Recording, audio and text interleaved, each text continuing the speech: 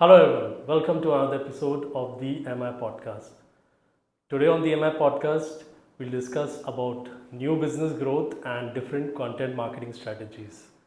And today we have with us a very special guest, Divya. Hi Divya, how are you? Hi, I'm very well, and thank you for having me here. Awesome. Divya, obviously, you're very well known in the industry because you work for quite a few of the media companies, and I think you handled not only the marketing but also the subscription and other things within that. Correct. That's right. Correct. So you've recently, I think, you've shifted over to the Healthcare. healthcare industry, and Yes. you are in One Health Assist, right? That is correct. That is That's correct. right. That is correct. So, well, I'm Divya, and just to give you guys a brief intro about my background, I have been born and brought up in a very, very small city of this country, which possibly all marketers will call Tier 3, which is Muzaffarnagar, which is next to Roorkee, if everybody knows Yeah, IIT we know Roorkee, Roorkee because it's a very popular tourist, I think, destination. Also IIT Roorkee, Yeah, IIT right? Roorkee, So yeah. everybody knows Yeah. Roorkee. So I spent my 19 years of life over there. Moved to Delhi, did my MBA, and spent some time doing retail. So my last stint in retail was barista. Then moved to So now, Bombay. if we come to your MBA, what was in your mind then when you did your MBA? Actually, I'll be very honest, I didn't want to do MBA. Okay. I wanted to do designing because I believe that I'm creative. I wanted to go to So like the Bachelor of Design, which now NIFT, NIFT, National okay. Institute of National- Fashion Technology Fashion in Technology. Delhi, right? Okay, That okay. was the thing at that point of time. Yeah. A lot of the designers today are pass outs of NIFTs. Yes, yes. I wanted to do that, and it's a very tough exam. Fathers being fathers, my dad didn't really agree. He thought the most sensible idea for my future would be to do MBA. So I did MBA. Of course, the good daughter that I am. And well, then my career started. So started with retail, moved to Bombay. Husband took up a job in Bombay with Reliance. So he joined the Reliance people as VP operations. I moved to Bombay actually with no job in hand. My last job in Delhi in retail was barista. I just moved to Bombay, and when I came to Bombay, I had a couple of options. So I had Future that met me and gave me an offer, which was Future Retail, Kishore Bayani at that point in time. And then it was Sony Entertainment Television. They gave me an offer, and I said, well, I've done retail for 8 years, let me try media. And from 2006, my journey with media started, which I continued and ended with Alt Balaji in 2022. So I spent those many years doing media. In between, I did take a break for about 2.5 years to launch Tata Docomo because my ex-boss from Barista called me saying, hey, you want to launch a telecom brand in the most un-telecom way? I said, why not? It's a great challenge. I launched Tata Docomo. And now I have joined One Health Assist, which is like an Amazon of marketing, health space, health services we are creating, right? Well, it's a new industry. I've never done health and wellness, but it's also an industry which is really, really getting lots of eyeballs, lots of funding right now because everybody seems to be now all about, see, it's a consumer sentiment. Consumer sentiment right now is about taking your own health in your hands and not being dependent and running at the end for cures to doctors and hospitals. So I think it's a great place to be in right now. That's great. It'll be interesting to people to see their first opportunity when you had in media. Sure. How did that come about? Like Okay. you in terms of the interview, how did you get and how did No, it? actually, it's a very interesting question. Actually, that interview was a fluke. I had almost joined Future Retail, and I don't know, I don't even remember now. A consultant called me saying, listen, Sony Entertainment Television, the mother channel, is looking for a AVP marketing, and I have your CV and it looks interesting, and they want somebody from retail. Would you be at 5 o'clock in the evening? She said, would you be open to meeting the business head right now? I said, where? I was in Parel at that point of time, and she said, just go to Malad, meet him. For the first time and the last time ever, I sat in a train. I went, met him. He met me for 15 minutes and he said, "You're in. Can you join from tomorrow?" And I was a little taken aback because never in my life an interviewer had met me and said, "Can you join from tomorrow?" But I think, and I'm a great believer in what's to happen will happen, right? I joined them, and I think Sony Entertainment Television is one of the best places you can start your career with. Great place, great attitude, great culture, great products. The first product I launched over there was Jhalak Dikhla Ja, which is basically an adaptation of Dancing with Stars. Yeah. And I remember we launched it and it got 4.2 opening, which had not happened in Sony Entertainment Television for some time. Yeah. And I remember NP Singh walking down, the then CEO walking down from the 4th floor to 3rd floor, where all of us used to sit, and said, "Who's Divya?" And I was for a moment flabbergasted, why am I being called out? And So he was the CEO of the network. And he okay. just walked up to my desk. I had a cubicle. I was an AVP, not a cabin. And he walked up to my desk and he shook my hand and he said, "Well, Sony hasn't seen 4.2 in quite some time. I'm proud of you." I think that culture itself was such a brilliant thing for me. And, I think Sony is something which everybody should work at, if in media. It's a great place. It's a great place. It teaches you. I didn't know how to see TRPs. मुझे समझता नहीं था. Sony taught me that, right? And I think it's a very holistic culture over there in terms of media. That's right.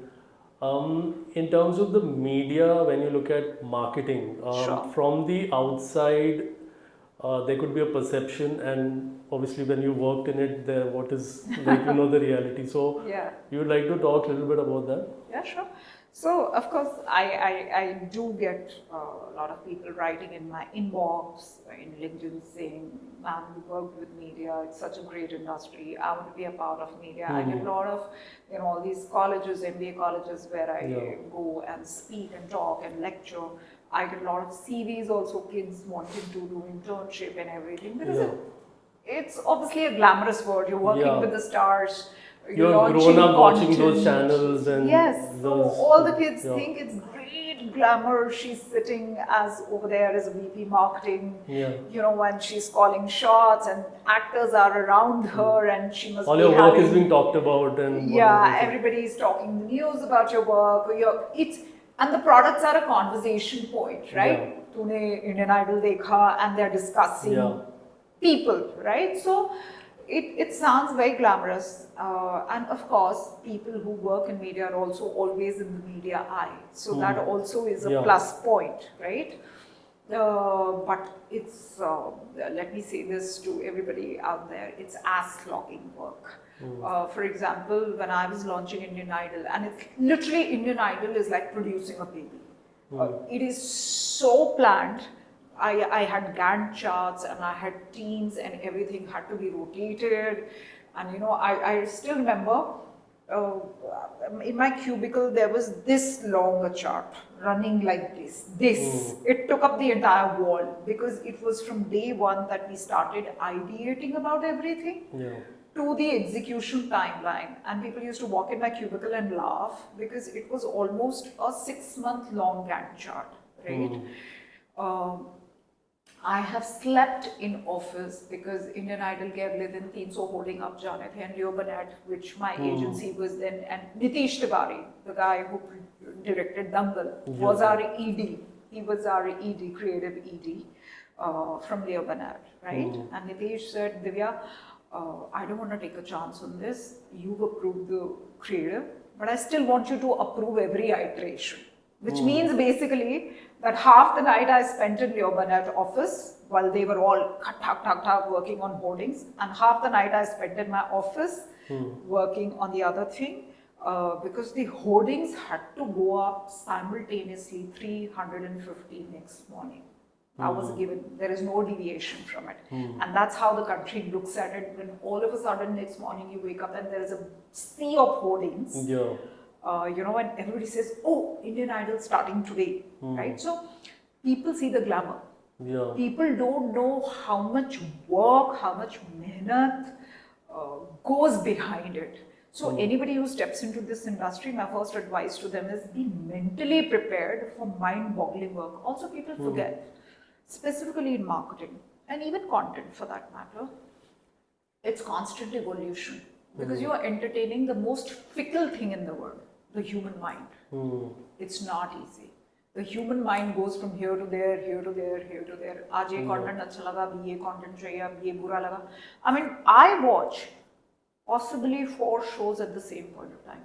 I see one episode, then get bored of it, then I switch on to another. The most fickle thing, right? So it's really hard work in the entertainment industry to entertain minds. And what can we say if somebody is aspiring to get into it, like say some qualities within you which will hold you in good stead? You have to be very flexible, super flexible, and you have to think on your feet.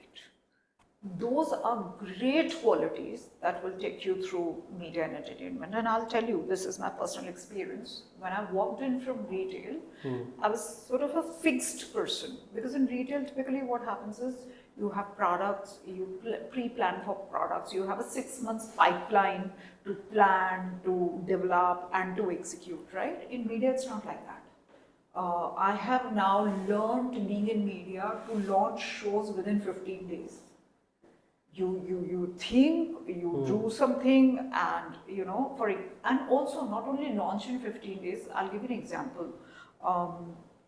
When we were doing Indian Idol and Sony, I remember that there was a contestant who was running, this was part 3, I think. There was a contestant who was Janta's favorite, and there was a contestant who was actually leading in votes, right? Because it's always going to be a combination of Janta's votes and the judges' votes. Yeah. And that process was entirely handled at the back end by E&Y. So it was not a Sony process. We couldn't do anything about it. We just used to show the rating basis, whatever the audit team used to share with us, right? This is the audit work. And unfortunately, the other guy won because he had the votes of Janta as well as the judge, and the Janta hero didn't win. And then that day, Darjeeling burned, as in people were, setting fire, and there was a bandh in Darjeeling. And the PM of the country, actually, the headline of Times of India next day was the PM of the country requesting Darjeeling people that, listen, Indian Idol is just a show, please stop reacting in this manner. It was very, very sad to see that headline, but this is also what conversation points are. Right? So, and we had to take that headline and give a positive spin to it, right? Because you don't want the product or the channel to get a negative impact, then it's not even our fault. Yeah. This is how people are reacting because they get so emotionally attached to the content. Yeah. Now, getting them emotionally attached to the content is my job as a marketer as well as the content team's job. But we unfortunately can't control how they choose to react.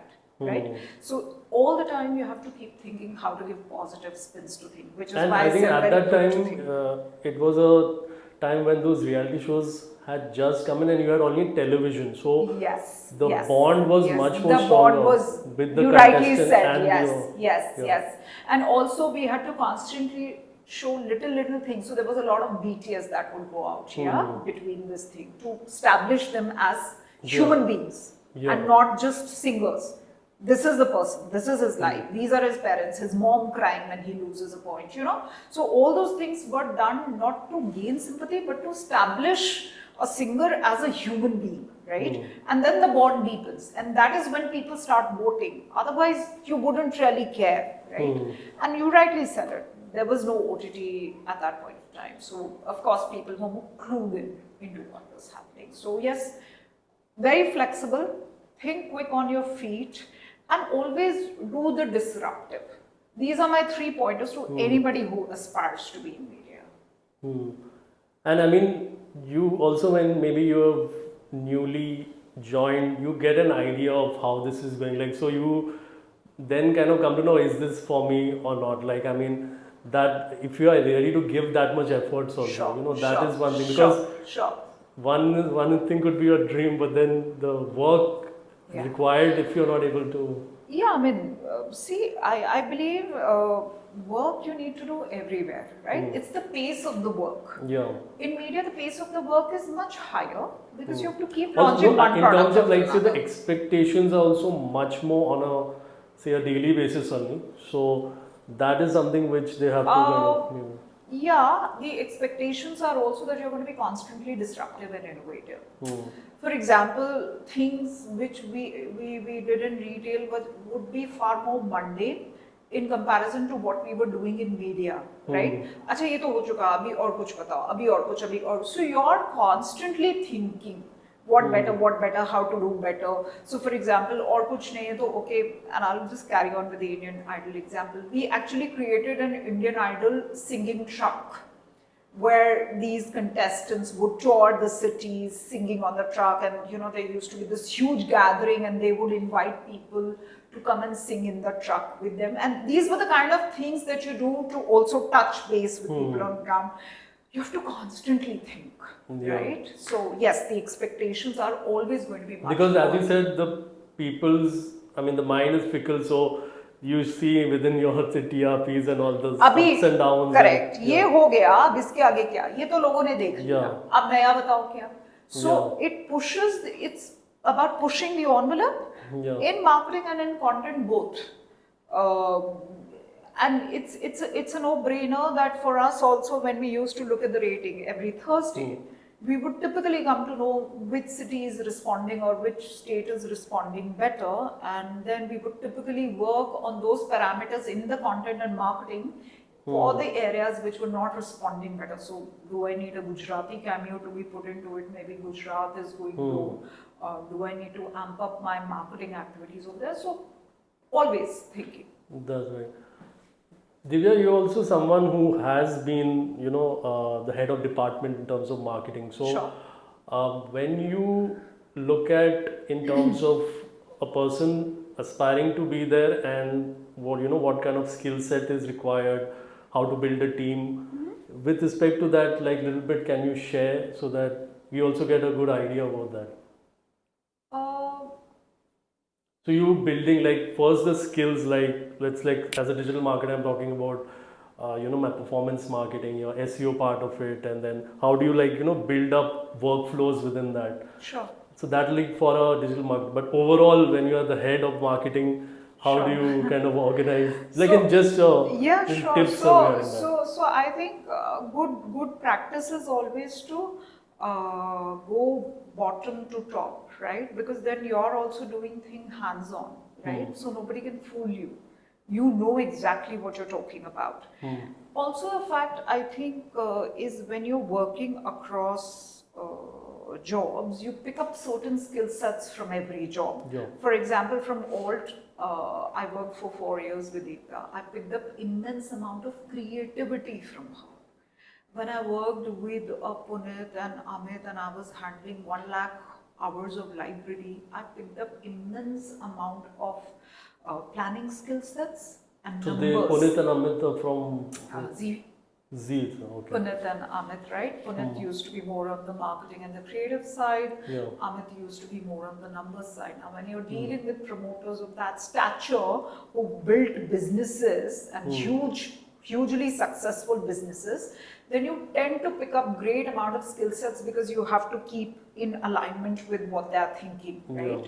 So from there, I picked up planning skills, the numbers skills, how to improve on numbers, Ekta creativity. So I'm just giving an example of the past two things. And then of course, these keep adding up to your position or your skill sets as the head of the department.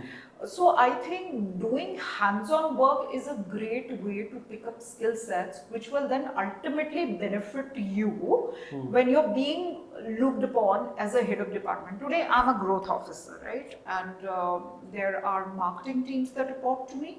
Of course, marketing will cover your digital, ATL, PR, social, SEO, ASO, everything. And then there are certain revenue lines that report to me. Right? So, for example, the e-com part of the business, where we have almost 100 brands sitting right now, reports to me. The online medicines part of the business reports to me. the wellness experts report to me, the doctor consultations report to me, right? What am I looking for as a skill set? I think from here in this job, I'm going to pick up how to run these revenue lines because I've never done that before. So that's a skill set I'm going to pick up here. Yeah. But when I'm hiring people, the skill set that I am looking for and maybe very, very different for other people, I think it's subjective. The first thing I'm looking for is thirst. I don't want complacent people. Because, see, I am already at this stage, and let me say this, a little complacent, and I don't like that about myself at times. I keep pushing myself to learn more things. So the That last, can also be with a position where everyone is kind of agreeing with you because of. and I don't want to agree, and I'll come to that part. Yeah. So I don't want people who are complacent. I don't hire people who 100% agree with me. I never hire them. Because if there's no dialogue, if there's no debate, there is no innovation. No. I hire people basis spunk. I need to see that spunk. Where she or he has the guts to turn around and say, great, but you know what? I think. And that's the dialogue I want to have because that's what puts new thoughts. I also typically tend to, in the digital businesses that I have been running for the past now 7-8 years, pick up young people. And I'll tell you why I pick up younger people, because they are the ones who are going to be wallet holders in the next 4-5 years, right? They're the ones who are going to be paying the bills. They are the ones who are going to be taking a lot of decisions related to a lot of services or. So young would be what age group? Okay, so when I say young, I am, for me, I mean at 49, for me, younger generation is anywhere between 23 to 32. They are the younger lot who will eventually end up being the household owners and drivers. Right? Somewhere they are also, that's your TG, so a major part of it. Okay, I have a little bit of a different point of view on that. In entertainment, maybe for core products, they are. But in health, see for us, the TG is threefold actually. So it's 25 to 50 who are the main wallet holders, drivers, take decisions for themselves, their kids, as well as their parents. Then the woman, who's the gatekeeper of health in any family. For example, I have a daughter, a husband, and 2 dogs. All the medical records are with me. They have no clue. I set up the appointments. I call them up. I tell them, "Jana hai." And you're So also they land up. decision maker of which to take and that Correct, research correct. also you So, did. correct. So now that, for example, I have decided that Dr. Chausalkar is going to be the doctor for our dogs. My husband is going there. There are no arguments about it, right? Because I'm comfortable and we've also seen treatments doing well. So my husband goes. That's your department. That's my department. So women. And then of course the elderly in this country, because elderly care today is a very big subject in India, right? But in entertainment, possibly, core of the TG would be anybody between 20 to 45. That's where the core subscription buying power lies. At 20, you may not have great power, but at alt, we had 100 rupees for 3 months. It was a very easy payout, even for a 20-year-old kid. Yeah, so a little bit of different industry, a little bit different teaching. That's how it works. Okay, so Divya, when we look at, you've done a bit of, I think, marketing consultancy also. Correct. And what has been like within consultancy, like the main services that you have provided companies? Sure. So, when I was at the peak at Alt, my daughter decided to shift countries, and I wanted that bit of time because one tough part of being a working mother and heading departments is and launching brands is you are always struggling to find time for your family. So all of a sudden it hit me and I realized, oh my God, I'm going to see this girl now only once a year. So I quit Alt because you can't work in entertainment and spend time with your family. It just becomes very difficult at times. It's a 365 days work. So then I started my consultancy, and I have always consulted people on growth and partnerships and strategic initiatives. Those are the areas I've worked in. So my first stint in that was with Quickly, which is a South Asian platform which was then in food, and it was servicing US and Canada, the promoters. And the good part is that whoever that I've consulted with have stayed on as friends. I worked with them, Keval and Hanish, and today it's doing great. It's doing brilliantly. I did a project with them for 6 months. Then they wanted me to come on board full time, but the only thing was I had to shift to Chicago because they're based out of Chicago, and I don't think I was ready for such a big shift at that point of time. And then I moved on to work with Stage, OTT, worked with Vinay, who's the promoter. Then I moved on to launch ITAB with Kunal Dasgupta, who's the ex-CEO of Sony Entertainment Television. And then a couple of stints, shorter projects I did. I think it's been vast learnings. I've been lucky. I look at it from a very interesting point of view, if you have that while some people will say, oh, you moved from one project to another, but I also say, listen, from May 2022 to, let's say, September 2024, I also had the opportunity in 2 years, 2.5 years, to work across multiple products, multiple projects, multiple promoters. What does it give you? It gives you the skill sets to be able to dive into a project and actually think very fast and say, okay, these are the kind of strategic initiatives and growth and marketing that we need to be taken, and the ability to handle various teams and various promoters. Everybody has a different temperament. All teams are different, right? I think it's something that every senior person should do. Because I think when I meet senior people at times, I think they're very set in their ways. And putting across anything new is a task. No.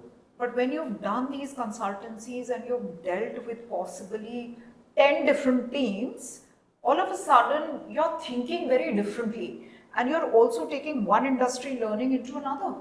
Yeah. So today I take a lot of my micro subscription and all the entertainment industry learning into a health industry. So for example, I'll give you an example. We launched a product called 699, Her Wellness, it's called Her Wellness package. And it sold very well because of the micro pricing, 699. Otherwise, all health packages are at 2K, 3K, and these are not your impulse buys. But the moment the price comes low, the moment the customer sees value, the moment you're pushing it out in a very friendly manner, people are willing to listen. You just need to talk to them in a way and put the product across as an impulse buy. Now, where did this come from? It came from the entertainment as an industry, as a learning field, right? Otherwise, health industry behaves very differently. No. Everything in health is so expensive that people are a little shy of indulging, right? Or for example, the fact that we are looking at sessions where we are saying, okay, should we look at micro sessions, at micro pricing? That again comes from, let's say, a Pocket FM. Which today does, episode drops and says, एक episode आप 8 रुपए में देख सकते हो. Those all are learnings you pick up and you implement them. That's right. But within that, like say, if you take One Health Assist only and we look at the growth, or in, when you look at strategies for that, when you, this would be purely through the app, right? Am I right to say that? No, we're actually, how do we say, a complete prevention to solution, online, offline ecosystem. Okay. So we're of course an app, we're a platform, and of course we also have stores. So our first store has just opened up in Bombay. We've just signed multiple store deals across Delhi, Hyderabad, and a couple more in Bombay, and we're going to expand. So this year we intend to have 50 on-ground retail stores as well. And yeah, so we're a complete ecosystem. That's right. So, where do you feel like when you are structuring the whole thing, right? Anything you want to share with a head of marketing when they are looking at that growth and that structuring, like in terms of their everyday work? Yeah. How do you organize that? Because you're doing it for the whole company over a period of time, and every day counts, right? So how do you what have you kind of learned when that whole process basically? Okay. See, when, so let me give you two perspectives. When I was in entertainment, it was a bit more easier for me because there was a single revenue line, which is basically the subscriptions. Now, subscriptions may be multifold. So you will have a 100 rupee subscription, or 300 rupee subscription, or a 600 rupee subscription. but it's ultimately one revenue line. It's a content catalog which is getting sold.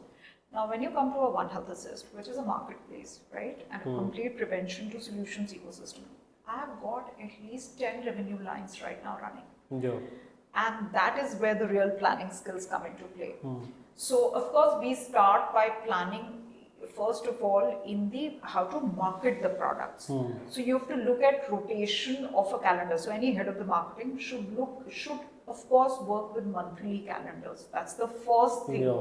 Please don't do things arbitrarily. Of course, you will have in that monthly calendar certain deviations or certain India IP, let's say India World Cup GPR. Those are your moment marketing moments that will happen. But your calendar should be solid booked. That's one thing, because that is what gives sanity to you as a marketer. Then you know कि इस week suppose मुझे wellness expert push करने हैं, मुझे doctor consultation push करना है और मुझे franchise push करना है. Then all your efforts are pushed in that area, because जब एक post जा रही है, people should not just see that social media post. People should also see a boosted activity across your keywords, across Google, across Facebook. So as a head, I have always worked with calendars, right? Yeah. And over and above that, I think, and that's something which the quickly promoters came back and told me. They said, Divya, with you we learned that marketing is always to be 360. I shouldn't just tell people just social media post. No, it doesn't really work like that, right? Your marketing efforts have to be 360. There should be social media, there should be PR about it, there should be paid advertising about it, there, if you want to do any ATL, and it should all happen simultaneously. And that is when the complete effect of your marketing work comes. If you're going to do it in fragmented stages, you've still spent money, but you've blown away the money, because किसी ने उसको देखा यहाँ, फिर किसी ने उसको 10 दिन बाद कहीं और देखा. You've lost the effect, right? So always do 360, always do calendar, and always nowadays खासकर with digital becoming so expensive, right? Because all the ATL and TV and all that broadcast effort has now translated into digital. Because digital is ad dekha, click kiya, land kiya, transaction kiya, gaye. So everybody now prefers and kind digital. of transparency also then. And then of course the fact that you can measure and you can take out your ROI and LTVs. So marketers also prefer, but that has also pushed up the cost of digital and the influencer network. So I personally feel that you should always have a very clear ROI target in mind. You will of course do certain experiments, and as a marketer I always advise that if 100 is your budget, please keep 20 for experiment and 80 for the mundane things, right, which you need to do. But 20 always keep for experiments, because if you don't experiment, you don't innovate, you won't learn, right? So for example, in Alt, we experimented for the first time doing a AR VR video for launch of Ragini MMS2, the horror show. It was a 10-minute trailer film, short film we created, and it was it was a movie, right? The Ragini MMS actually. First one was a movie, which released in theaters. Then Ragini MMS, Sunny Leone one. Yes, and then we launched Ragini MMS as a series on Alt Balaji. Ekta product, right? So we then said, okay, it's done so well in theaters. Let's look at launching it as series. So Ragini MMS 1 launched at all, great reviews. So we said, okay, let's do a MMS 2. We did that, but with that, then we innovated, and that's what I'm saying. Keep some innovation funds. Where we did a 10-minute prelude, but in a immersive format. So that also was first of its kind that any OTT platform had done, and it really became a conversation starter for the real series. So these are the kind of things I will always advise marketers to do. That's right. So Divya, when we look at, I'll just give you an example. So like when you say you made your calendar over a period of time, at the top there are certain obviously restrictions you face, because of the stakes are so high. So when you have everything in place, you also are a little bit skeptical about the assigning of the funds for each thing, like for ads and also. But in many cases, what happens, like say you have created a piece of organic, like you've created your content and that has got a lot of reach than you anticipate, maybe 10 times more. Yeah. So you think of, okay, can I attach some kind of advertising to this wherein it'll even more amplify it, right? So how do you can make that easy to say here, but how do you keep yourself that, give yourself that space for That adaptability? Like how does that whole work out? Okay, so any marketing budget will have a small row which is called miscellaneous, right? And that miscellaneous is one pool fund that any marketer should keep for saying, I shall use that for anything which, for example, goes viral. I'll give you an example. At Old Balaji, we launched Gandhi Bath, the most controversial shows, right? We did nothing. We just released the trailer and it was trending on YouTube for 2 days. No monies, nothing. Just put out the trailer. It trended on its own on YouTube for 2 days. At the same point of time, Netflix launched their show called Last Stories, right? So now look at the hypocrisy of the situation. Gandhi Bath, Last Stories, same thing. More rural setting, more urban setting. No. It's almost the same. And here, Last Stories talks about how urban women should have sex, right? And should have open conversations on sex. And Gandhi Baat was exploring how rural women should have sexual desires and have open conversations about sex. Netflix, the show is watched, it's reviewed, great, because it's Netflix, right? Alt gets hit very badly, despite the fact that the trailer has trended, which means millions of people have watched it on its own without even saying nothing more than trailer released. That's all we said. We did not put any Google ads, we didn't do anything, right? So obviously people are watching, that's why it's trending. So we said, how to counter this situation? We are getting bashed and Netflix is getting great reviews. This is not fair because it's just a matter of the traffic was not diverting, like you're not getting hits on the show itself. No, we got great hits on the show and the show is behind paywall. I'm just trying to tell you about, unfortunately, the hypocrisy of the society, right? So we said, okay. Ajay, it was the bashing and the trolling. It was the bashing. It was people saying, how we are Indian culture or aap sabhyata bigad rahe hain and all that. I mean, we are not 1.7 billion people basis sabhyata. We do something, right? So it was very funny. So we took out a small meme. All it said was, hum kare to Gandhi Baat, Netflix kare to Last Stories. Name bhi kar. We said it. We said it. We said, let's hit the nail on the head. Because see, if you're going to take a stance, don't be a willy-nilly and take beach stance. And that went viral. That went viral because people looked at the hypocrisy and they actually shared it. It went viral, and that is when we took some funds out of, you adjust your budget, you say, okay, let's not do this, let's do this instead, let's take out some miscellaneous pool, and we created a whole campaign around it. And that got us traffic on Gandhi Baat season 1 like anybody's business, right? I have always said that Old Balaji, if you look at it, in my time, still May 2022, and the last show that I signed off from there was Lock Up with Kangna Ranaut, which was a reality multi-cam show. So there have always been in this country only 2 multi-reality cam shows, which has been Big Boss, which everybody knows, and then Lock Up with Kangna. We always had a portfolio of, let's say, 100 shows, 95 brilliant shows, Ekta, superbly creative. I mean, this kind of stories she used to narrate to us, mind-blowing. And 5 such outlier shows, I call them outliers, Gandhi Baat, right? Slightly more sensual, also very bold in their themes, right? Lot of these outlier shows used to get subscriptions at the level which the hypocritical society of India can't even defend. So I used to, for example, get bashed in many panels I used to get invited in where they used to say, "Arey, all Balaji is a sexual platform. आप लोग तो गंदी बात दिखाते हो." I said, "Really?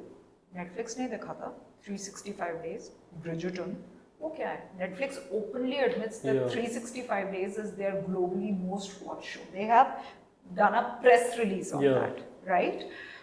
My thing is, just because it's more urban in setting, this is slightly more Indian and rural in the setting. That's what is bothering you. That's right. Also, let's not forget that on Gandhi Baat, almost 22% of the traffic is coming from Apple devices. And out of which almost 26% is women. And there, that fact state that X top 1-2% of the country are also watching the show. So there is some theme, some concept, some sensibility in the show. It's how you choose to watch it, right? Also the fact that it's all behind paywall. So you've actually paid to watch the show. I have not forced you to watch the show. So what are we talking about? Cultural disruption.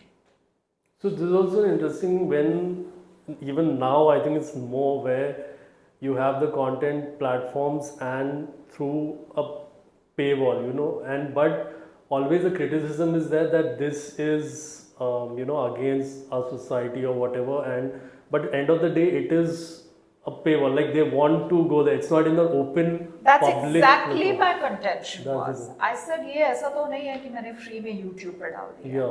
ये paywall के पीछे है. You can't even see a single episode. Like all Balaji always had a freemium model. First episode free and then the rest of the show behind the paywall. For Gandhi Baat, we did not even keep a single episode free. So if you watched Gandhi Baat and you know the story, I'm sorry sir, you paid for it. So what is the objection? Help me understand that. You don't want to see it, you think it's a culture disruption, please don't pay for it. Right? We choose not to engage with things we don't want. So the hypocrisy is you secretly want to watch it, but you openly don't want to admit it. And this is something similar. I'll give you another interesting example in Sony Entertainment Television. It was a very urban and slightly male-oriented channel because of all of our reality shows. Jhalak Dekh Raja, Indian Idol. I launched Big Boss also, the first season in this country.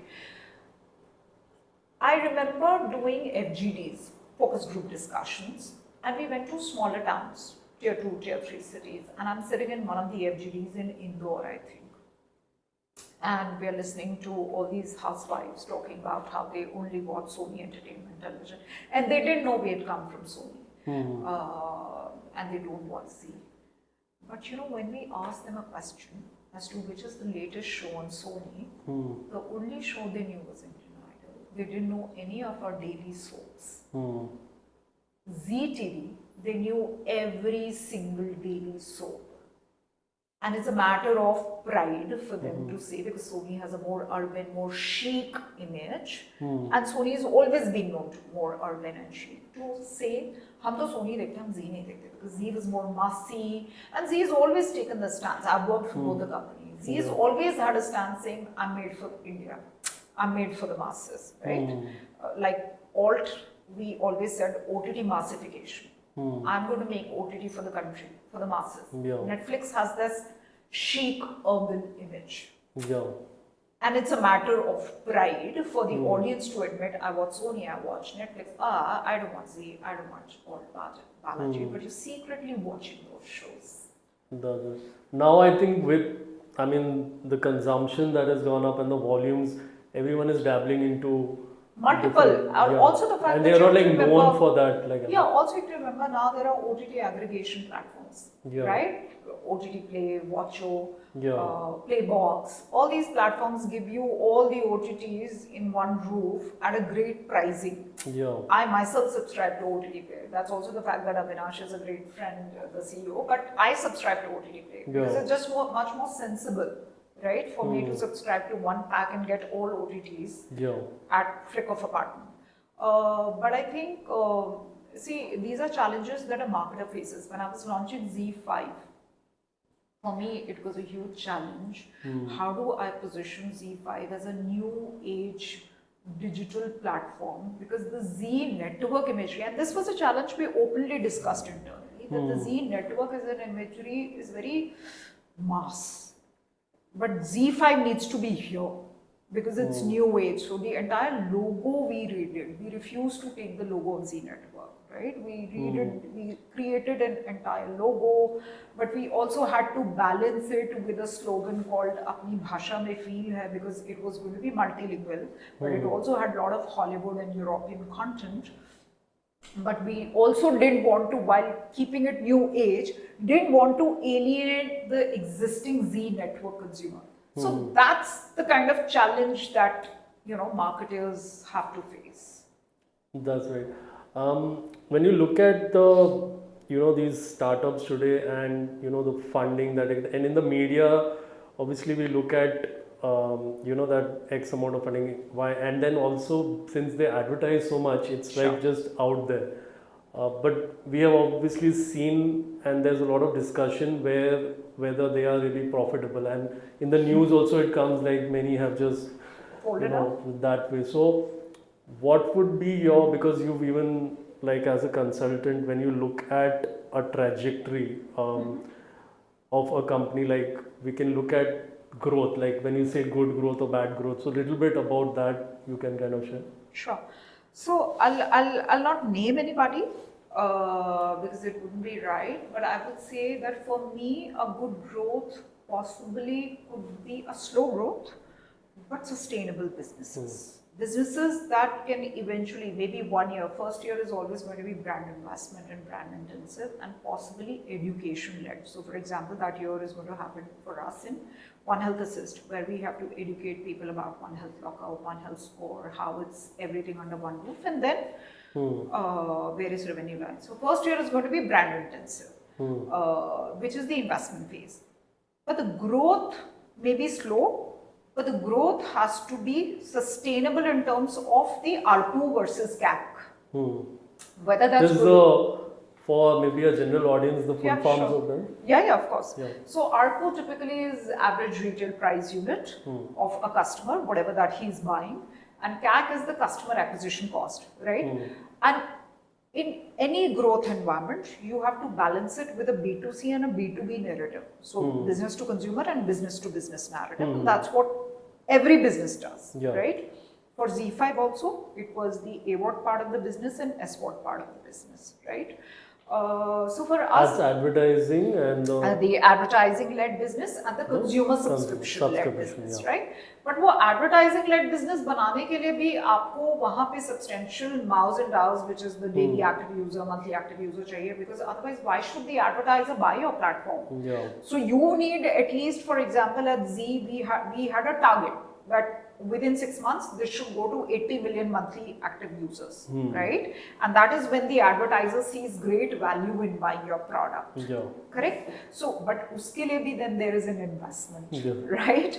And then slowly that investment from the next year starts going down because आपका organic pull आ जाता है. पहला साल तो आप education कर रहे हैं and you're just ensuring that you're present in every mobile and in every laptop, which is also a big challenge because it's a study that entertainment apps 2.5 होती हैं, वो 2.5 में ही Netflix, Amazon, Jio Hotstar and Z उसी में लड़ाई हो जाती थी कि which app will reside on the consumer phone. So first year is always going to be the most difficult,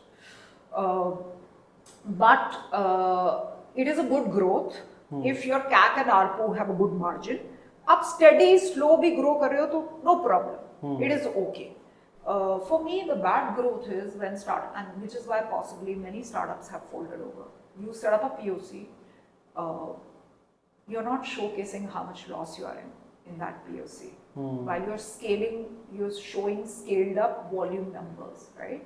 And you're putting up rounds and rounds from the market, right?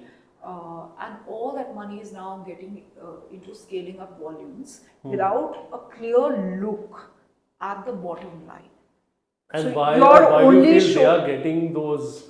Because you have investor pressure. That's how the market was, right? There was a certain amount of investor pressure on scaling up. And of course, the startups' greed also, right? I scaled it up to this level, then I'm going for my Series A, then I'm going for my Series B, blah, blah, blah. And you don't have a clear look at the bottom line. Because that's what I said. First year, yes, Second year, maybe. By third year, you should be making money. So your scaling up has to happen as per that. You can't just keep picking up funds and scaling up to a volume where you're now losing from bottom line, bleeding so heavily that you don't even have a scope to cover it up by year 5 or 6. Because then you're in trouble. Then you're in real trouble. So for me, that's bad growth. And I think maybe in the market there could be some examples which they went through it, but because I mean that is also a matter of maybe good luck or how it like then they went through that tide and then maybe now in after so many years they could be profitable or something. So yeah, but it's not for everyone. That's like just a roll of the dice that happens or something. Yes, of course. So sometimes government policies, right? So we've seen cryptocurrency shooting up and then going down the drain. We've seen gaming platforms as an industry, right? There was a craze shooting up, real money gaming. I mean, there was a time when there were some 40 apps floating around on gaming making huge amount of money, and then government came down heavily on them, saying TDS, GST, and then they got slammed many times over. Dream11, one huge example, fighting of thousands of crores of pending areas from government, and similarly multiple other gaming players. So there are enough and more examples where, like you said, the roll of the dice has possibly put them into a situation where a flourishing industry has been forced to take a step back and deflated. But then there are some good examples where dice has turned in their favor, not maybe because of policies, but because of their smart thinking and willing to let go of set ways. And one of the major OTT platforms did that when they came in, they were very niche, and then they came out with this good idea of saying, listen, I think we are too niche because we are too expensive. So while we're skimming the top of the country and possibly great CAC versus ARPU ratio, but now that we're stable, let's get into volumes game as well. And that's a smart move. And they came out with this 199 mobile only plan, and they moved from 1.5 million to 5 million base. And when they started seeing an appetite from that 5 million base and then people getting into conversations, then they launched products, content related to the same audience. And then they did their master stroke of moving 199 to connected TV, laptop, and mobile, of course, continued. I mean, I'm one of their consumers, and today they're doing well. They're doing well, and in fact, now they're thinking of launching AWOD as well on the lower subscription tier. So I think that's a great journey to have. That's right. Coming to your current, you're in One Health Assist, what do you feel of the healthcare industry when you look at the app-based products? Sure. What is you looking at in terms of the potential market and how in terms of capture, how it's being captured, or what is the projection? What do you feel? Okay, so I'll give very base numbers here. There are about 750 million internet users in this country, mobile users in this country, out of which only 300 million people are using digital health. So some people can say, oh, 50% market gone. I look at it, 450 million people still free and growing. That's part one, right? That's the market we still have wide open. In terms of the how we intend to capture it, I think there is if you look at the market, the way it's done, I would say only Healthify.me is in the preventive area, and that too only in diet and movement. Right? The rest, everybody, whether it's Tata 1mg, whether it's PharmEasy, whether it's NetMeds, Medibuddy, and multiple other apps, Practo, etc., they're all in the curative area. आपको problem हो गया, आप दवा मंगा लो, आप lab test करा लो, आप doctor consultation कर लो. Those are all curative areas, right? So we see this huge gap in the prevention area. But while our focus, I would say, differentiation with a Healthify.me would be like specific to like you're looking at tests, or what would be the specific? Which is what I'm coming to. So while our focus is going to be 60% on preventive, because your own health in your hands starts from preventive, we will also deliver to the market what they need in terms of curative, right? Because that's a steady revenue line that will continue. But our focus and the differentiation between Healthify Me and us will be, we'll give a complete package on health and wellness. Why I say complete package? Because I'll give you an example. Preventive health is never going to be just about diet and workout. It's also going to be about your mental wellness. It's also going to be about what kind of products you want to use for your overall health. See, health is a very subjective thing. So we are very soon going to come out with a product, and I don't want to give the details of it right now, which will tackle preventive health in every manner whatsoever, right? So chronic healing, and for everybody, health is a different subject, and that's why Reiki exists, right? Because some people say that's pranic healing, where people say, the energy takes away my headache, or the energy takes away my backache, right? So I'm just giving you one example. There are multiple factors which will be serviced for preventive to answer your question about how Healthify Me and you are going to be different. So we're going to bring out many more we've seen many mental health players also come up. Correct. So mental wellness is one big thing. I'll give you my example. I'm an avid gym goer.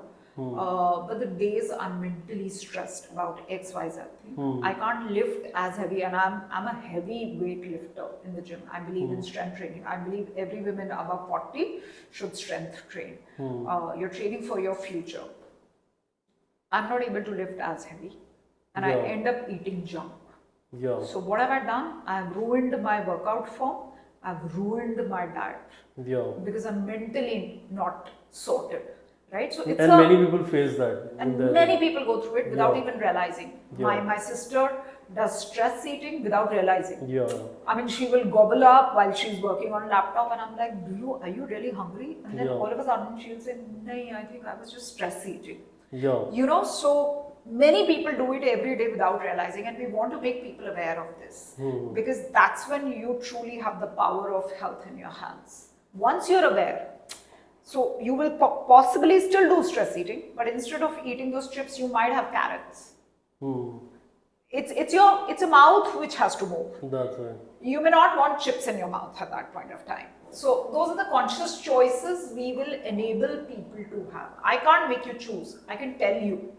I can inform you. I can hopefully motivate you. But ultimately, it lies in your hands. And we all see about discussions about mindfulness. That is about the awareness that you don't react to the stress with the junk food. You be aware of where you are, and also that makes you conscious of a bigger picture. To be always when you see a bigger picture, you are more in a positive frame of mind. In a more positive frame of mind. One of the best quotes I have for my daughter, me and my husband is, let's not stress about things we can't control. Let's just stress about what we have in our control. I think half of the time human beings end up getting stressed about things which are beyond their control, right? So for example, my daughter was just in a flight, and because of Pakistani airspace being closed, right? The flights now have to take a detour. She was on her way to Toronto. This is just 2 days ago. And normal flight became much longer flight because they had to take a stop at Vienna for refuel and tech checks, and because a lot of North American and European flights are now getting detoured, there was a huge congestion, and they were supposed to stop only for 30 minutes. The wait became almost 3 hours. And she's now fretting, sitting inside the flight, messaging me saying, I don't know what time I'll land, my friend won't be able to come pick me up, this, that. I said, relax. Is there anything you can do about it? You're sitting inside the flight. They will not even let you deplane at Vienna, right? You're just fretting about something which is beyond your control. You might as well chill and watch a movie.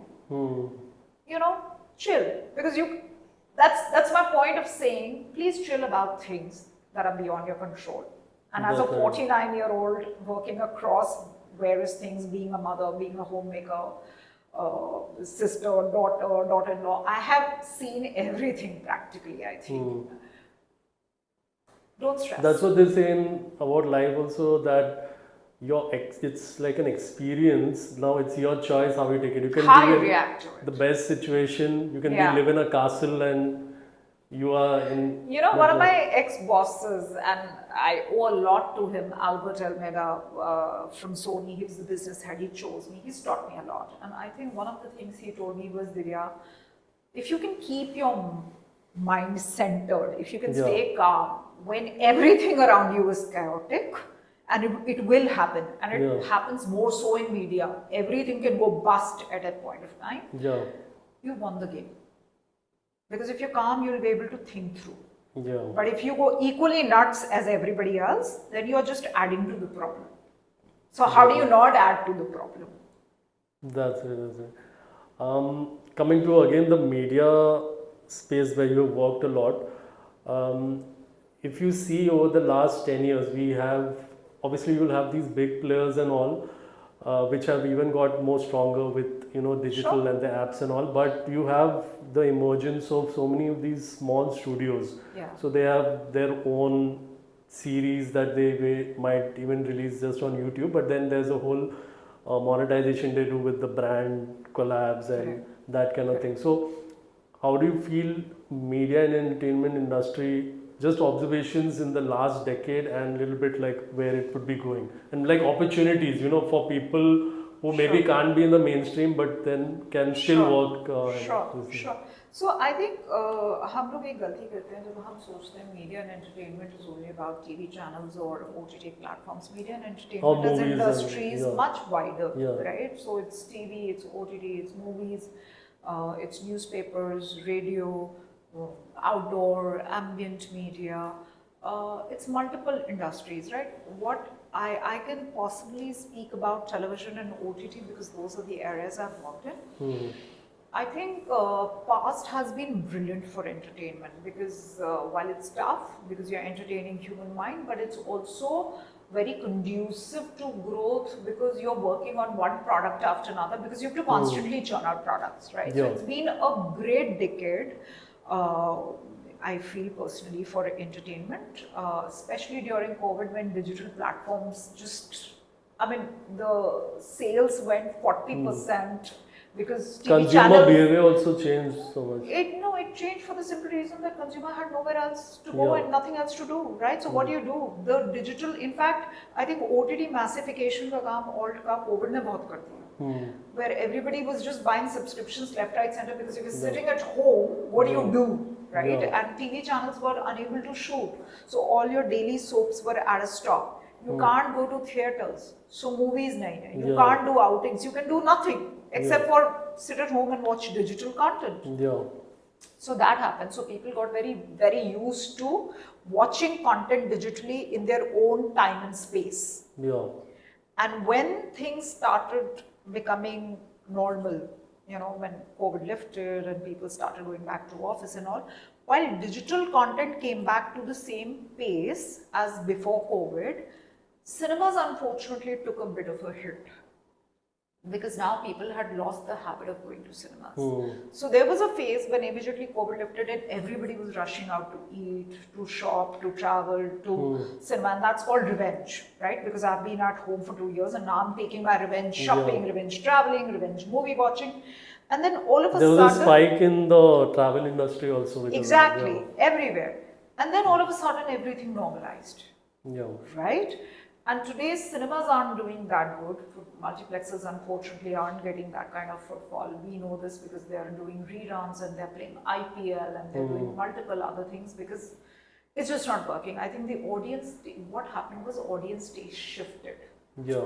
So now because they are so used to seeing digital content and the unique stories of digital content, they don't want that same story getting repeated in cinema. They want to see something different. So Lapata Ladies was a fluke hit. Bahut alag story, right?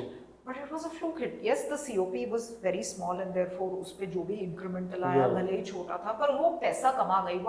Why people went to theatre to watch it? Because it was something different, refreshing. And I think people are now looking for different, refreshing stories, right? So Raid 2 has done well, which is a recent example. Mainstream cinema, but story is not your regular naach, gana, hero killing people and heroine being a 2-minute object. So people are now looking for unique narratives, and that has been a big shift in entertainment industry, right?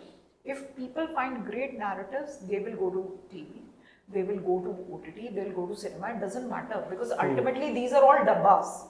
It's the content that drives people to these places, right? So that's a big shift. Indian audience is now open to Korean content, European content, all these content that they have, how do I say, literally sampled through digital OTT platforms. Now they want to see good content, and that's the biggest shift. So, like, if we talk about the opportunities per se, how would that happen in terms like last 10 years? What have you seen that here there are quite a few businesses coming up in media and entertainment? Sure. So I think the opportunities right now in entertainment, big ones are Like, for example, the talent management is something which that's is grown exactly so much because of digital, and every person with a little bit of following is a star, and then you can So make I money would out of say that. events, on-ground events are taking off. Coldplay is one big example, right? There is a huge case study out there on the kind of revenue and people moving in from almost 60 plus cities that they came to see Coldplay concert, and how Bombay actually earned humongous amount of money across an ecosystem, you know, travel and hotels and everything, right? So that's a great industry to get into right now. I think also your influencer marketing system, ecosystem, that's really becoming huge. You have now micro, nano, mom influencers, fashion influencers, travel influencers, everybody. And there are enough apps now which are coming out which says, hey, you can manage your own influencer ecosystem with this tool, right? So that's a great area to be in. The other area which I think, of course, is going to be great is OTT digital content. I wouldn't say OTT, I would say digital content.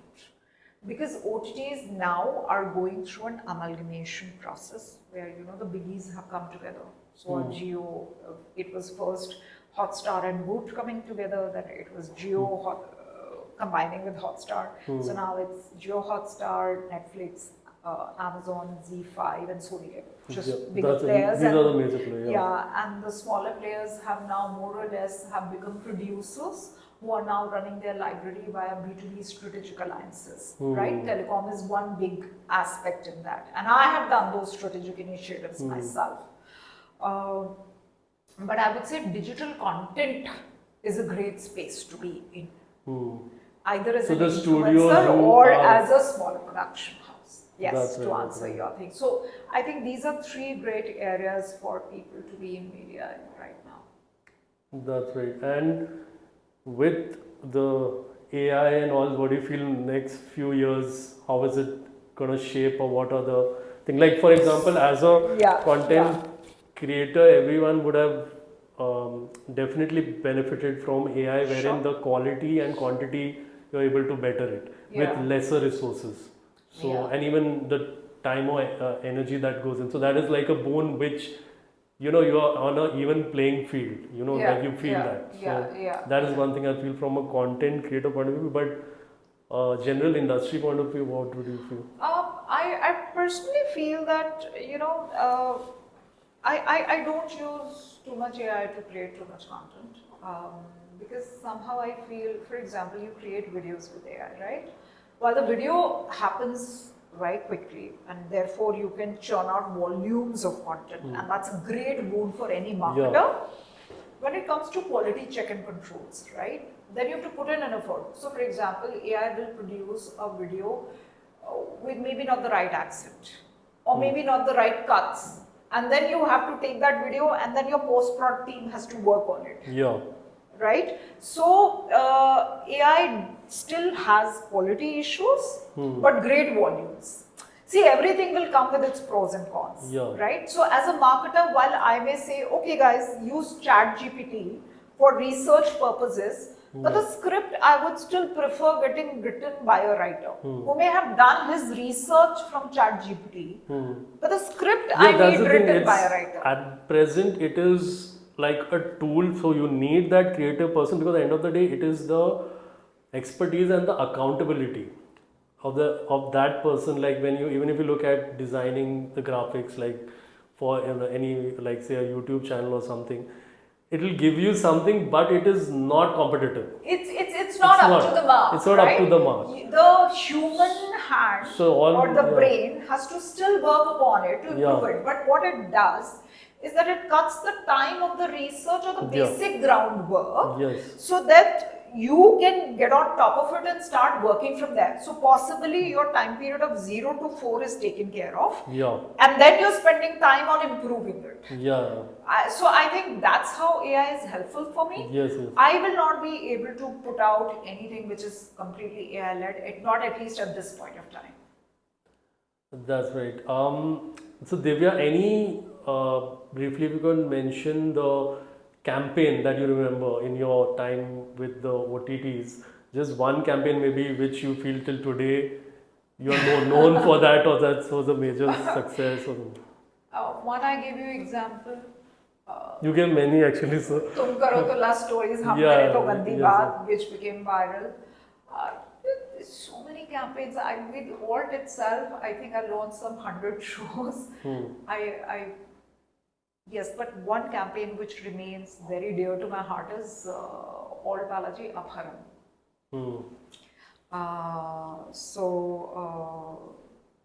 And of course, Ekta is to be given equal credit because she would also sit and brainstorm with us.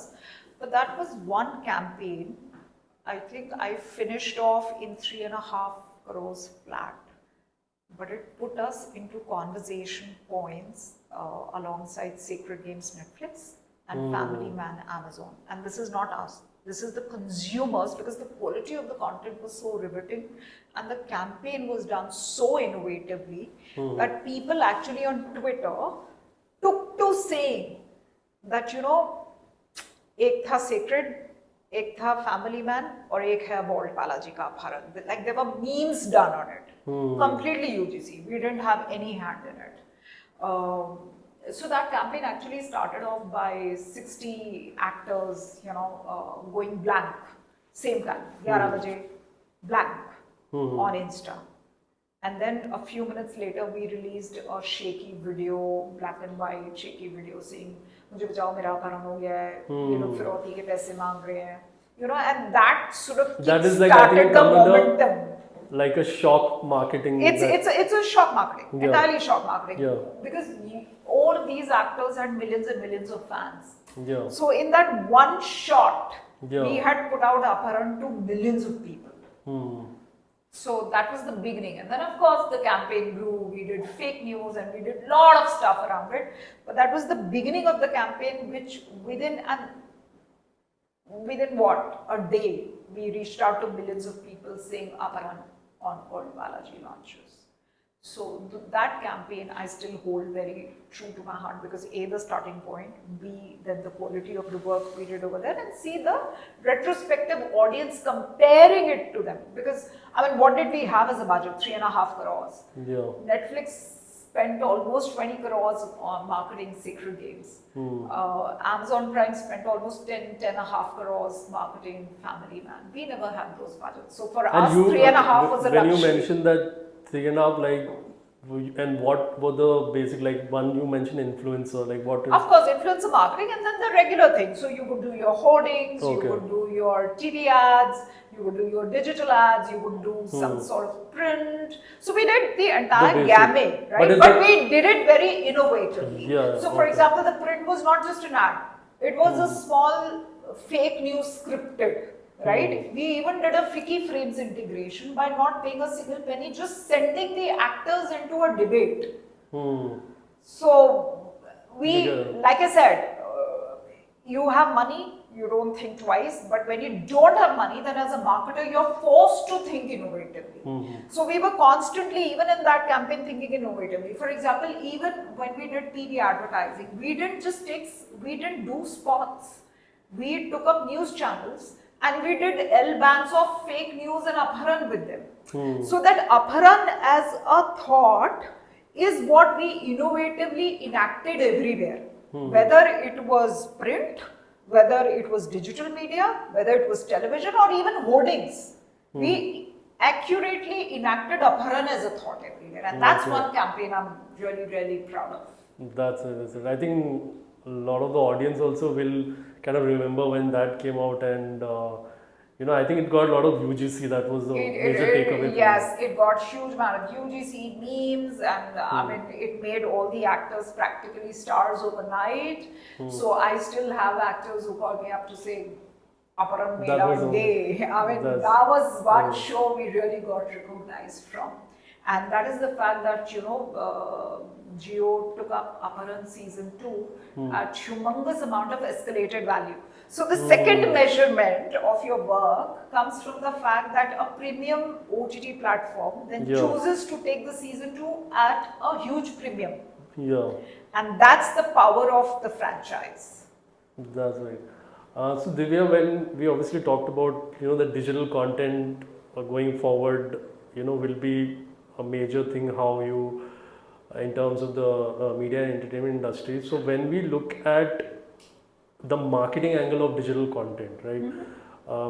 When we mentioned so many of these studios would have their own YouTube channels or even a content creator. Yes.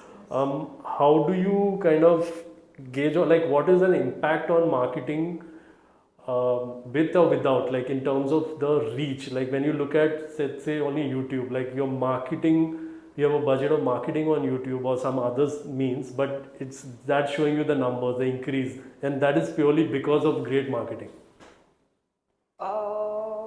So marketing is always going to be a combination of content and reach, right? Yeah. Great marketing only happens when you, and this is what I tell my teams, if your ad is going to be boring as shit, but you're pouring money on it, it will still not work, right? So I don't think marketing is going to be always budget led. The fund in the marketing should be very, very interesting, so that when you put money on top of it, it has the chances of going viral. And that's how great marketing happens. Yeah. And that's how disruptive marketing happens, right? So, I mean, for a particular show, we wanted to put out gunny bags with hands and blood on it. It was a horror show. Our legal clamped down on us. But imagine it lying in a bhara bazaar, and our legal said you get sent to jail, you can't do that. So we had to drop the idea. But that is what great marketing is all about. I'll give you an example. When I was launching UTVI channel, news channel, business news channel, my budgets were very small. And Ronnie was very, very keen that we get into Goa Fest. Ronnie is Screwball, right? So I used to report to him. Yeah. And so Ronnie was very keen that we're launching a business news channel. Goa Fest is where all the advertising agencies come. We should be there. Now I tried to figure out the price, but the pricing was so over the top for being present inside the Goa Fest. So I said, listen, we can't do this. Let's do this. So what we did was Goa Fest, the entire setting was on a beach. Across the road, we took up the space and we put out a huge balloon high up in the air, which was lit at night. We just said UTVI, and I put a couple of promoters at the gate of Goa Fest who were just passing out the goodies bag of UTVI. So something for which I would have paid 10 lakh inside, I finished it off in 1 lakh. So great marketing has to think smart. Yeah. That's where it helps as marketers, where your TG, if it's on ground, it's in certain events, you can target those events, right? So it really helps also as the event scene grows. That for marketing, like when we see these about the Coldplay, where different brands did innovative campaigns. So there is a more playing ground that we have when we have these kind of events in general. Absolutely. Great marketing can be event-led, it can be digital-led, it can be newspaper-led, even on television. I mean, there was a zamana when I was in TV that there used to be a lot of AFPs, right? Today, those AFPs are happening on digital. Today, Insta's doing many AFPs, right? Those 30-second, 1 minute Insta reels that you see. Those are also, small episodes happening in themselves. with a product placement. That's right. So I think any engaging content which can be disruptive and has the potential to become viral the moment you are pumping it up, that's great marketing. That's right. Lastly, Divya, when we're talking about the AI thing and we are looking at these platforms, Sure. now you must obviously looking at data, and because Yeah. I mean there is so much of data which is at you have access to in terms of what they are doing, what they are searching for, how much time. So even how it's served up to them on their apps, and also where do you feel this in the next few years would go? Also, then getting ideas for shows, because you are seeing maybe an audience for a certain kind of a genre or certain actors or whatever like that. So every platform has its own data grind in place, right? So you're obviously always looking what AG, what cohorts, watching what, for how long, when did they drop off, which episode, which point they dropped off, and you're taking those basic learnings and you're putting them into recommendation engine, and that's how you know, when you're running an OTT platform, the moment you finish a show, you start getting recommendations of similar line because they are gauging what have you watched, how frequently you watched, and what more kind of content you would like. That's to keep you in the constant loop and to make sure that you keep on subscribing their platform. Right? That's part one kind of data that we work with. The other data which we work with is the projection data. So, which is meant for us in terms of, for example, if I used to launch a horror show, then I would look at all the horror shows and all the past categories of a similar level, and then say, okay, with my marketing budget of this XYZ, I project that these are the kind of subscriptions I'll be able to bring to the table in the first month, because your max consumption happens in the first 40 days, or quarter, or 6 months, or a year, or a lifetime value, right? So that is the second level of data a marketer works with. The third level of data that a marketer works with is my spends versus my earnings, right? And that is when you start planning your pipeline of content. That's what I used to do in old Balaji, where I would say, okay, I've done 3 big shows. These have been very brand investment and investment heavy. Now I want an outlier to balance that, so my P&L for the quarter looks good. The ROAS is something, do you like when you're looking at app installs and all that comes into the picture when you look at, say, the revenue you get, like say you are running an ad campaign and from that ad campaign you get these many installs, and that is something which is kind of... Sure. So we in our language call it return on investment or a CPI. Return on investment is on overall No, picture. this would be specific, I think, ad spend. So just on a particular campaign when you're looking at, when you run your clippings of you a mean certain like show. app install campaigns? Yeah, that would be... So every because you can directly see maybe with the app install there would be expected some... So every campaign will have a different objective, right? Some campaigns will have show first episode view objective. Some campaigns will have an app install objective. Some campaigns will have a purely subscription objective. So honestly, your ROI depends on what your objective is. And your CAC and ARPU will also differ basis that, right? And then comes your LTV and your ROAS. So I think it all depends on, like I said, so for example, if I've launched a show today, my first objective is to get people to watch the first episode. So I will run a campaign which directs people to either the app or the website, asking them to watch the first free episode. That'll be a free one. So that will be the free one, right? Okay. And then there is a certain amount of conversion to subscription that we'll target out of it, knowing in mind कि suppose कि family show पे first view से paywall के पीछे हमारा 5% होता है conversion, but the moment it becomes a thriller, the conversion goes as high as 11%. Now these are knowledge that you have basis the data, right? So every campaign, like I said, will have a different objective. When I run app install campaign, then my objective is very simple, that high quality installs which have a propensity to turn install into at least X amount of watch view time should happen. और उस case में मेरा 7 रुपए का आ रहा है कि 15 रुपए का install आ रहा है. right? So every campaign, different ROAS, different Exactly. objective. And this, I mean, like as say content creators out there, when they look at their channels, and maybe you're looking at when you're running it as a business, then you're looking at a paid point of view also in terms of bit of advertising reaching, maybe organically you're not able to reach. So we have to look at these some kind of numbers and targets, and that should also be a when you've reached a certain level, you have to kind of get into those data points and an analysis regularly and action on that, right? But that's going to be a normal part of my P&L, Yeah. right? With every No, so this is just product. for the Ha. content creators at a level, Sure. because today you can even start businesses, being a expert or a content, you have expertise in a certain domain. So that is Sure.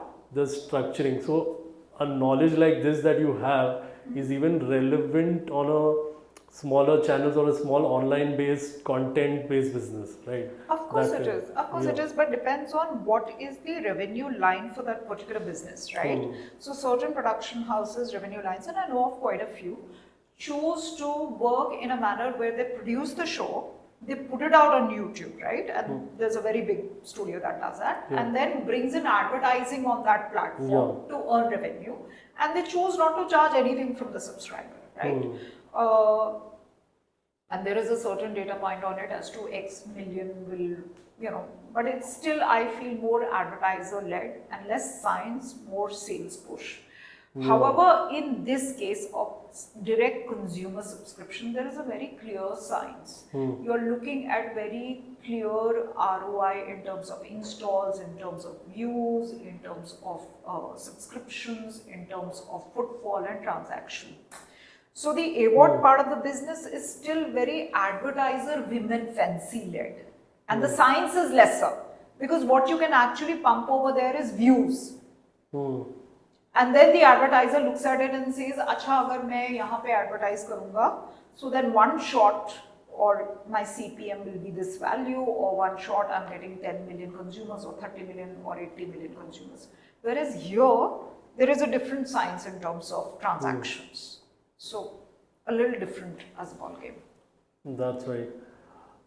So I think it's been a great podcast episode with you, Divya. I think the audience, obviously, they were quite interested in you coming Sure. down. So definitely, you've participated in other podcasts or Yes. something. So that Yes. is also an entry, because today LinkedIn ke through you come to know so much, people who are posting that content or that, and you Sure. definitely, when you worked in those companies, so definitely there is somewhere you have that interest of the people there. So Yeah. it's been a great episode here. So just like to before we wrap up, like in terms of when you look at marketing professionals today or professionals in general, they're looking at building up their own personal brand, right? Like Sure. somewhere it is could be my point of view, it could be beneficial, like in terms of the market also knowing you what you're doing is easier to get other opportunities. If not you at a level where you're monetizing that, but like people know more about you, right? And Yeah. that creates a kind of an interest and opportunities can open up. So what do you feel of working professionals, looking at building their domain related or making domain related content and getting some kind of following or traction on it on social media? So let me say this by saying that digital and mobile phone have created a single user creator economy, right? We all can create content, right? Yeah. So if everybody can create content, and TikTok showed the world everybody can create content, I think it's absolutely brilliant that a working professional who has amassed a certain amount of knowledge can create content, can share his understandings or learnings with people. And if the traction comes along the way, if I'm talking sense, then traction is bound to come, right? Yeah. So I think it's a brilliant idea. I also think it needs to be personally a little more easier and colloquial for beginners to be able to reach out to. So for example, I did a session, I remember, with IIM Calcutta online during COVID. And the feedback that I got was the kids loved my session, the IIM Calcutta batch, only because I spoke in their language. I spoke very colloquially. I didn't throw big words at them, right? And I spoke from my experience, and I took out real instances and I showcased, because real life practice, the amount that it teaches you, no amount of MBA will teach you that, right? And I have always used real life examples in quoting what I'm saying. So I think it's brilliant that working professionals can now utilize the power of creation of content and leverage it to get traction. And why not? If influencers can do it, then you're a LinkedIn influencer, and what's the harm in that? That's right. You yourself like do it as something like say posting on LinkedIn is something that okay, it will help me also get like or it's something natural that No, if I want to I will. Actually, I don't plan it like that. But what happens is, and normally these thoughts come to me at very weird times when I'm working out in the gym or I'm traveling, and I'll see something and it will strike me, and then I'll just write about it. And because I don't like to be on Twitter personally, because I feel it's a very angry place, I tend to chop down my thoughts on LinkedIn. And if it gets traction, then it gets traction, because I'm just saying what I'm feeling in that moment on my wall. I'm not preaching. But for that, there's not like any strategy or calendar or something. It's just no. For me, it's not been a strategy. I'll be very honest with you. I do repost what I think is valid. So, for example, an ex-colleague of mine just spoke about what we did at all Balaji first, and I really liked his post, so I just reposted it. There's no strategy here, right? I do repost when platforms publicize my interview or participation in a jury panel or something. So I do respect that and repost. Uh, and I chalk out my thoughts. So, for example, of late I've been writing a lot about my health, or I recently wrote about my hand getting injured, and how I, as a homemaker, just kept putting it off. Because घर की जिम्मेदारी, काम की जिम्मेदारी, हो जाएगा, it's okay, it will heal on its own. And finally, I went to a physio after 7 days when the pain got very intense. And the post was a thought from there that how we keep postponing our health because there are much more pressing matters. But you know what? When you fall ill, that crores and crores also can't save you. And we've seen that in COVID, where billionaires have died because of COVID, and nothing could be done. No amount of money could help them. And that post came from that thought. That's right. Now, I mean, I think somebody posted also that the new status symbol is looking fit, young, and actually being also than the shoes and bags and which is exactly. So one of my posts actually said, "Listen, I think a fit person in $400 t-shirt is going to look far more attractive than an unfit person in Gucci." Yeah. It's the new status symbol because you have to earn your muscles, right? You have to earn your fitness. And specifically, when you are much ahead in age, that is more of a status symbol than you are fit. Correct. I feel very flattered when people walk up to me and they ask my age and I say I'm 49. In my own gym, right? I go to sites and so many people ask me how old are you, and I say 49, and they say, "Oh my God, you're very fit for 49." I don't hide my age, and why should I? And also, of course, the fact that I know I look decent for a 49, so people are like, "Oh my God, you don't look 49." And I say yes, because I do take care of myself. I watch what I eat. I work out religiously. I don't stress about things that I can't, because I also think stress also ages you very fast, right? And I actually started taking care of myself more actively after I turned 45. So I would advise every person out there, start gymming from the age of 16, 17, right? If you can't gym, please take up a physical activity, run, swim, do something. Because that's also going to put your stress at a level where you can focus and you can perform in it. And by the end of it, because you release happy hormones, which we call endorphins, your stress levels will be down, right? So that's it. That is a very useful tip also for the work professionals, because most of our days are like we just going to work, and especially in Mumbai, and you're just coming back and and you're all the time glued onto mobile. so it's like your whole day is just running around high stress and then no exercise and eating more. So it's like a, Yeah, such a dangerous cocktail. yeah. Please be mindful at all times. Awesome.